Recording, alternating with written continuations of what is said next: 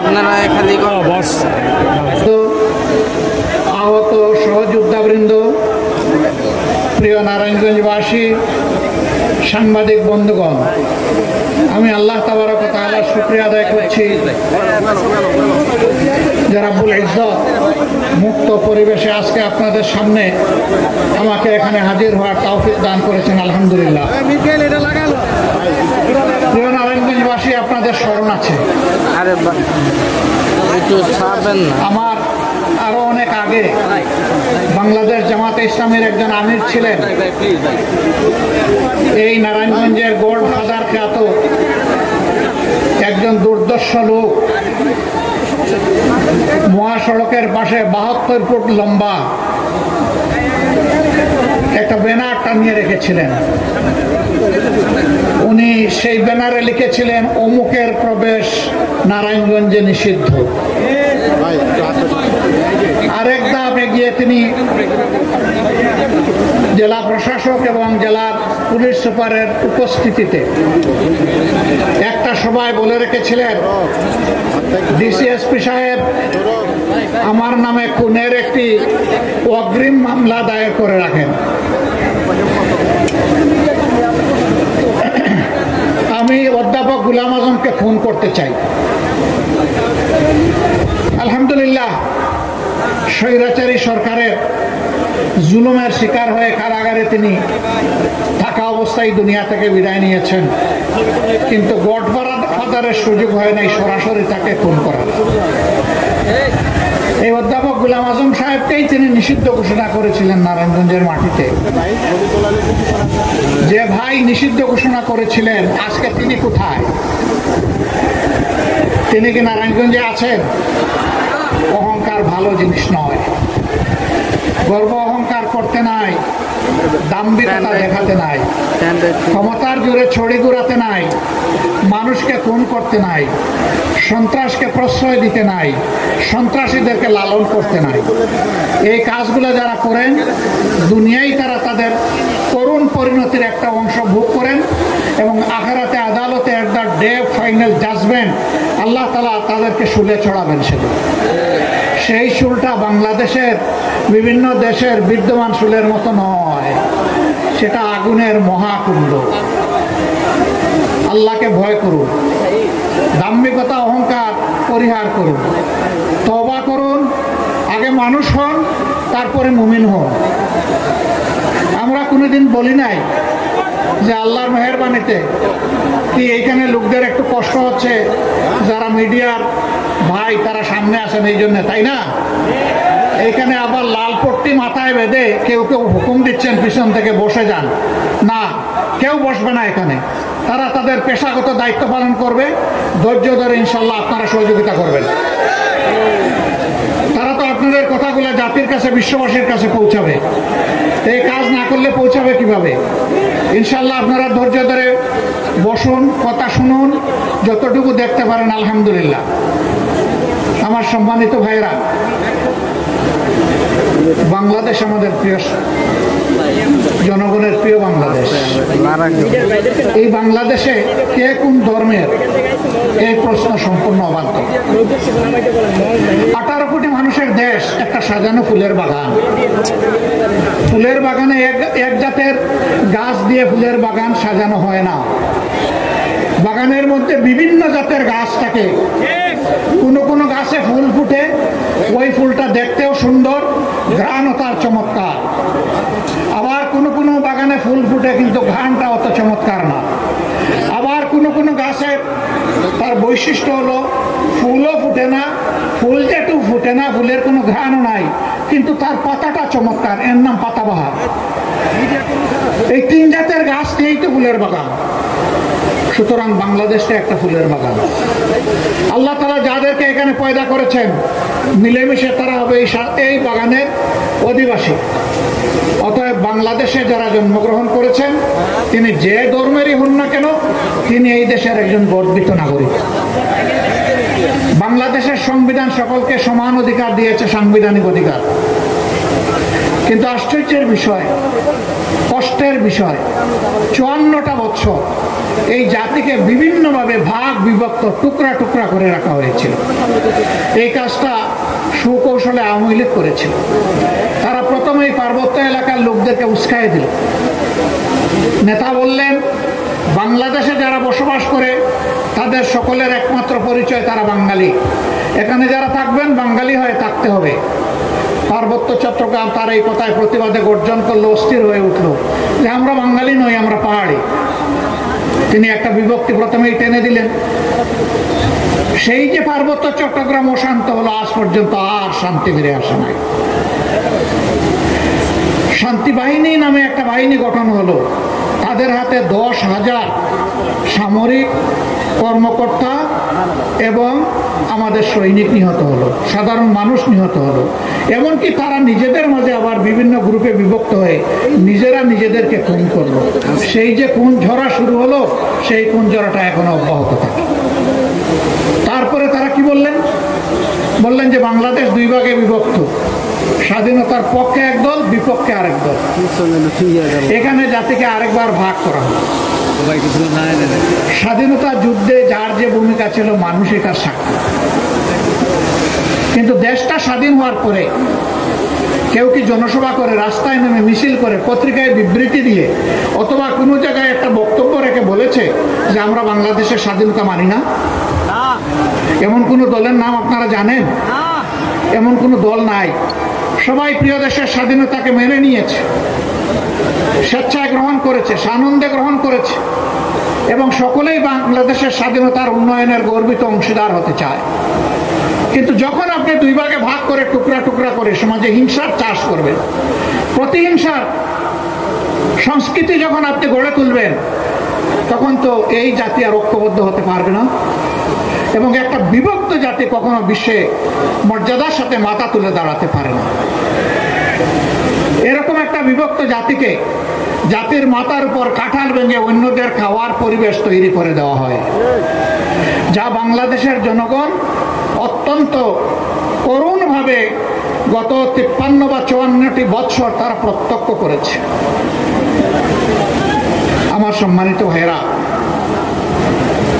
স্বাধীনতার মূল্যবোধ এবং পক্ষের শক্তি আমি যা বুঝি, স্বাধীন দেশে একজন নাগরিক, সংবিধান তাকে যে কয়টা মৌলিক অধিকার দিয়েছে সব কয়টি অধিকার এই দেশে নিশ্চিত হবে। শাসন ক্ষমতায় যারা যাবেন তাদের অধিকার নিশ্চিত করা ওদের দায়িত্ব। এটা কোনো দয়ার দান নয়। তার বাঁচার অধিকার, তার সম্মান রক্ষার অধিকার, বিচার পাওয়ার অধিকার, স্বাস্থ্য সেবা পাওয়ার অধিকার, তার সন্তানের শিক্ষা পাওয়ার অধিকার, মানুষ হিসাবে মর্যাদার সাথে বেঁচে থাকার অধিকার, তার কাজের অধিকার, সবকিছু তার হাতে তুলে দিতে হবে। এটাই হচ্ছে স্বাধীনতার মূল চেতনা। এই সমাজটা হবে বৈষম্যহীন, এই সমাজ হবে মানবিক, এই সমাজ হবে সমস্ত সমাজকে ধারণ করার, সমস্ত মানুষকে ধারণ করার সমাজ। কিন্তু না, তারা তা করেননি। তারা সমস্ত প্রতিষ্ঠানকে ধ্বংস করেছিলেন। যতগুলা সাংবিধানিক প্রতিষ্ঠান ছিল সব তারা ক্ষতিগ্রস্ত করেছে। 3টা মৌলিক সাংবিধানিক প্রতিষ্ঠান, একটি হচ্ছে আইন প্রণয়নকারী প্রতিষ্ঠান, যেটাকে আমরা পার্লামেন্ট বলি। দ্বিতীয়টা হচ্ছে নির্বাহী, এটাতে পুলিশ আছে, সিভিল ব্যুরোক্রেসি আছে, ফরেন ব্যুরোক্রেসি আছে, এই মিলিয়ে আমাদের নির্বাহী। তৃতীয়টা হচ্ছে বিচার ব্যবস্থা, তার সবগুলাকে আওয়ামী লীগ ধ্বংস করেছে। একটাকেও তার জায়গায় থাকতে দেয়নি, টুকরা টুকরা করে বিধ্বস্ত করে। এমনকি সুপ্রিম কোর্টের বিচারক এজলাসে দাঁড়িয়ে তিনি বলতে পারেন যে আমি হচ্ছে শপথবদ্ধ রাজনীতিবিদ। লজ্জা! একজন বিচারক যখন শপথ নেন বিচারক হিসেবে, তখন তিনি বলেন যে আমি কারো প্রতি কোনো পক্ষ বিপক্ষ অবলম্বন করব না, আমি সম্পূর্ণ নিরপেক্ষ থাকব, কারো প্রতি আমি অনুকম্পা দেখাবো না এবং কারো প্রতি আমি বিরাগভাজন হব না। যার যেটা পাওনা বিচারের মাধ্যমে আইনের ভিত্তিতে সে সেটা পাবে। কিন্তু বিচারক যখন বলে আমি শপথপত্র রাজনীতিবিদ, আমি অমুক দলকে অন্তরে ধারণ করি, তার পক্ষে কি আর সুবিচার বাংলাদেশের মানুষকে দেওয়া সম্ভব? হ্যাঁ, সেই বিচারকদের কেউ কেউ এদেশের নন্দিত গর্বিত মানুষগুলোকে ফাঁসির রায় দেওয়ার পরে টকশোতে গিয়ে বলতেন অমুককে আজকে ফাঁসি দিয়ে এসেছি, সাইদি সাহেবকে ফাঁসি দিয়ে এসেছি, মৌলানা নিজামীকে ফাঁসি দিয়ে এসেছি, আলী হাসান মুজাহিদকে ফাঁসি দিয়ে এসেছি, নাম ধরে ধরে বলতেন। তিনি একজন বিচারপতি, তিনি টকশোতে যাবেন কেন? তার তো রাজ্য হলো বিচারাঙ্গন, এর বাইরে তো তার কোনো বিচারণ হওয়ার কথা না। তিনি যদি রাজনীতি করতে চান তাহলে বিচারকের আসনে রিজাইন করে আসা উচিত। সেই রাজনীতিবিদদেরকে আমরা দেখলাম, বিচারক রাজনীতিবিদ, এই গত 5 তারিখের পরে তারা পালিয়ে গিয়ে অন্য দেশে আশ্রয় নিতে লাগলেন। তারা সিলেট সীমান্ত দিয়ে পার হওয়ার জন্য গিয়েছিলেন, কপাল মন্দ, তারা যেতে পারেন নাই, জনতার জালে তারা আটকা পড়ে গেছে। জনতা তাকে জঙ্গলের মধ্যে আবিষ্কার করলো, জিজ্ঞেস করলো জনাব আপনার নাম? তিনি বললেন আমার নাম শামসুদ্দিন চৌধুরী। তারা বলল আপনি কি কালো মানিক? তিনি বললেন যে আমি সেই বিচারক। আপনি এখন কোথায় আছেন? বলে যে সম্ভবত আমি ভারতে আছি। বলে না গো শোনা, আপনি বাংলাদেশের জালে ধরা পড়ে গেছেন। তখন তিনি কলাপাতার উপর শুয়েছিলেন। হায়রে কপাল, আপনাকে এই জঙ্গলে কলাপাতায় শুইতে হবে কেন? এই কারণে তার অপকর্ম ছিল আকাশচুম্বী। এই জন্য সাহসের সাথে বাংলাদেশে থাকার সাহস তিনি করেননি। পালানোর পথ খুঁজেছিলেন, সেই পথ ধরতে গিয়ে তিনি আটকা পড়ে গেছে। এরকম অনেকে পালিয়েছে। তারা পালিয়ে যাওয়ার পরে জনগণ ধারণা করেছিল এরা 15.5 বছর আমাদেরকে বড় জ্বালাতন করেছে, এখন তারা পালিয়ে গেছে, আমরা এখন স্বস্তির নিঃশ্বাস ফেলতে পারবো। কিন্তু না, তারা পালিয়ে গিয়েও দেশকে অস্থির করার জন্য মাঝে মধ্যেই উস্কানিমূলক কর্মকাণ্ড করে থাকেন। সেই রকমই একটা উস্কানি 2-1 দিন আগে তারা দিয়েছিলেন। এদেশের মানুষের হাজার হাজার মানুষ যারা খুন হলো, গুম হলো, যারা রক্তাক্ত হয়ে পঙ্গু হয়ে এখন হাসপাতালের বেডে কাতরাচ্ছে, সেই সময় আপনারা আবার উস্কানি দেন। এইটা কি বাংলাদেশের মুক্তি পাগল মানুষ সহ্য করবে? সুতরাং উস্কানির কারণে যত পরিবেশ সৃষ্টি হবে তার সমুদয় দায় উস্কানিদাতাদেরকেই নিতে হবে। প্রিয় দেশবাসী, গেল তাদের আমল, করলো ধ্বংস বাংলাদেশ, জাতিকে করলো বিভক্ত। এখন আমরা কি করতে চাই? আমরা চাই এমন একটি বাংলাদেশ আমরা গড়ে তুলবো ইনশাআল্লাহ, যদি আল্লাহ তাআলা আমাদেরকে সেই শক্তি দান করেন। যদি দেশের মানুষের ভালোবাসা এবং সমর্থনে আমরা এই দেশের মানুষের খেদমত করার, সেবা করার সুযোগ পাই, তাহলে সর্বপ্রথম আমরা হাত দিব শিক্ষা ব্যবস্থা। কারণ আমাদের শিক্ষা হচ্ছে কিরানি তৈরির শিক্ষা, আমাদের শিক্ষা বিজ্ঞানী তৈরির শিক্ষা নয়। যার কারণে আমাদের দেশে সর্বোচ্চ শিক্ষা প্রতিষ্ঠান, বিজ্ঞান কারিগরি শিক্ষা প্রতিষ্ঠান বুয়েট, যুগের পর যুগ সেখান থেকে অনেক শিক্ষিত মানুষ বের হচ্ছেন, কিন্তু জাতিকে তারা কিছু দিতে পারেন না, ভালো একটা সুযোগ উপহার দিতে পারেন না, কারণ ওই শিক্ষার ব্যবস্থা নেই। আবার যারা একটু শিক্ষিত হয়েছেন তাদের ক্ষেত্রে নৈতিক মূল্যবোধের অভাব থাকার কারণে তারা জাতির পকেটে আস্তে করে হাত ঢুকিয়ে দেয় এবং পকেট খালি করে, পকেট লুণ্ঠন করে, ব্যাংক ডাকাতি করে সমস্ত অর্থ তাদের কূটপুত্রের জোরে বিদেশে তারা পাচার করে দেয়। 15.5 বছরে দেশ থেকে বিদেশে 26 লক্ষ কোটি টাকা পাচার করা হয়েছে। তারা দেশে থাকা অবস্থায় অনেক সুন্দর সুন্দর কথা বলতেন। কারো কারো কথা শুনে মনে হতো তিনি বোধহয় এ যুগের তাপসী রাবিয়া, কারো কথা শুনে মনে হতো তিনি বোধহয় হাসান বসরি। কিন্তু এখন তারা দেশ থেকে পালিয়ে যাওয়ার পরে, আত্মগোপনে চলে যাওয়ার পরে, জেলে ঢোকার পরে এখন যেখানেই তাদের উপরে হাত পড়ছে সেখান থেকে দুর্গন্ধ বের হয়ে আসছে, সেখানেই অবৈধ সম্পদের খনি বের হয়ে আসছে। সরকারের কাছে আমাদের স্পষ্ট দাবি, এরা যত টাকা জনগণের চুরি করে দেশে কিংবা বিদেশে জমা করেছে, পাচার করেছে, সবগুলো উদ্ধার করে রাষ্ট্রীয় কোষাগারে ফেরত আনতে হবে। এবং সেই টাকা দিয়ে জনগণের সুষম উন্নয়ন করতে হবে। আমরা কোনো বৈষম্য চাই না। এই নারায়ণগঞ্জ পুরা জেলাটাই হচ্ছে ইন্ডাস্ট্রিয়াল পার্ক, কিন্তু এখানে নারায়ণগঞ্জ মহানগরী আমির বলে গেলেন এখানে কোনো মেডিকেল কলেজ নাই, কোনো বিশ্ববিদ্যালয় নাই, উচ্চতর কোনো শিক্ষা প্রতিষ্ঠান সরকারি নাই। কেন? 26 লক্ষ মানুষের এই নগরী, প্রায় 40 লক্ষ মানুষের এই জেলা কেন বঞ্চিত হবে? আমরা দেখি যে কোনো কোনো জেলা মাত্র 3টা উপজেলার জেলা, সেখানে ইউনিভার্সিটি আছে, সেখানে মেডিকেল কলেজ আছে, উন্নততর স্পেশালাইজড হসপিটাল আছে, সেখানে কারিগরি প্রতিষ্ঠান আছে, সেখানে এগ্রিকালচার ইউনিভার্সিটি আছে। 3 উপজেলার জেলায় যদি এটা হতে পারে, 40 লক্ষ মানুষ কি অপরাধ করেছে যে তাদের এখানে হলো না? যারা গডফাদাররা জমিদারি নিয়েছিলেন তারা কি করেছেন? তারা তাদের আপার কাছ থেকে এগুলো আদায় করেননি কেন? কারণ তাদের ধান্দাবাজি ছিল জমিদারি টিকিয়ে রাখা, মানুষের উপর সন্ত্রাস করা এবং চাঁদাবাজি, লুণ্ঠন, দখলদারি চালিয়ে যাওয়া। তারা জনগণকে নিয়ে তাদের কোনো কর্মসূচি ছিল না, পরিকল্পনা ছিল না। সম্মানিত ভাইয়েরা, এটা শুধু নারায়ণগঞ্জের দুর্ভাগ্য নয়, এটা সারা দেশের দুর্ভাগ্য। আমরা ইনশাআল্লাহ এমন শিক্ষা আমাদের সন্তানদেরকে দিব, গরিব ধনী কোনো বাস বিচার হবে না। ধনীর সন্তান তার পিতার টাকায় লেখাপড়া করবে, গরিবের সন্তান সরকারের টাকায় লেখাপড়া। কোন চিলড্রেন আর পথ শিশু এটা আমরা শুনতে চাই না। এ শিশু এ দেশে জন্মগ্রহণ করেছে, একে আমরা মানুষ হিসেবে গড়ে তুলবো ইনশাআল্লাহ। আগামী দিনে আমাদের সন্তানেরা লেখাপড়া করে যখন শিক্ষার পাঠ চুকিয়ে শিক্ষা প্রতিষ্ঠান থেকে বের হবেন, তখন একই সাথে তাদের হাতে যেমন সার্টিফিকেট আসবে, তেমনি তাদের জন্য উপযুক্ত কাজও চলে আসবে ইনশাআল্লাহ। একটা সন্তানকেও আর বেকারত্বের অভিশাপে ভুগতে হবে না।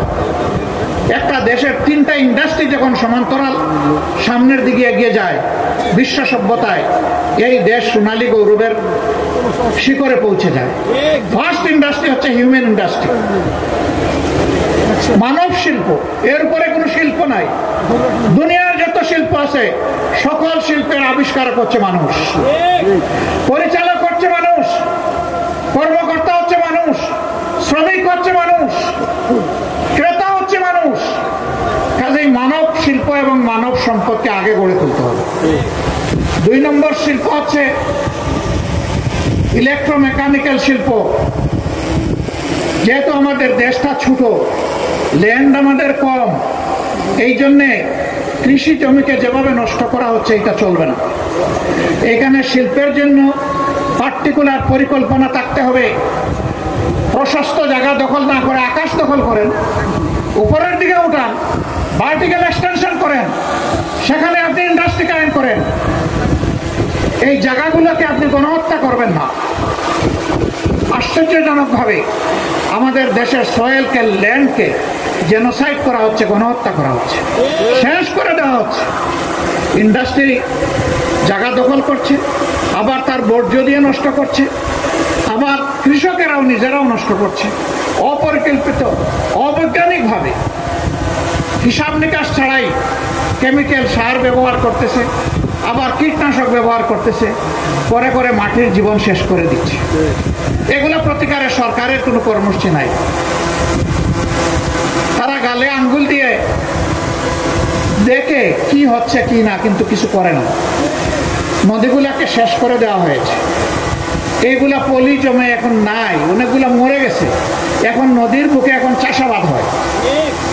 অথচ আমাদের মানব দেহে রক্ত সঞ্চালনের জন্য যেমন শিরা, উপশিরা, ধমনী এবং ক্যাপিলারি আছে, ঠিক আল্লাহর সৃষ্টি এই জমিনকে বাঁচিয়ে রাখার জন্য এই নদী নালা চ্যানেলগুলো হচ্ছে সেই রকমই রক্ত, জমিনের রক্ত প্রণালী, কিন্তু এগুলাকে শেষ করে দেওয়া হচ্ছে।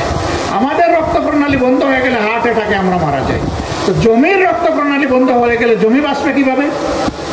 এই নিয়ে কোনো গবেষণা নাই, কোনো পদক্ষেপ নাই। বরঞ্চ নদী শুধু ভরে যাচ্ছে না, সেই নদী দখলও করা হচ্ছে। কারা করছে? যাদের রাজনৈতিক শক্তি যত বড়, ক্ষমতায় থেকে তারাই এই কাজগুলা করে, সর্বকালে করেছে, এখনো চালিয়েছে। এই সমস্ত আবর্জনা সমাজ থেকে দূর করতে হবে ইনশাআল্লাহ। 3 নম্বর ইন্ডাস্ট্রি হচ্ছে অ্যাগ্রো ইন্ডাস্ট্রি, কৃষিজ শিল্প। যা আল্লাহ ল্যান্ড দিয়েছেন, যে নদীতে আমাদের পানি আছে, সমুদ্রে পানি আছে, এই সমস্ত পানিকে, মাটিকে তার উৎকর্ষ দান করে এই দেশকে এগিয়ে নিতে হবে।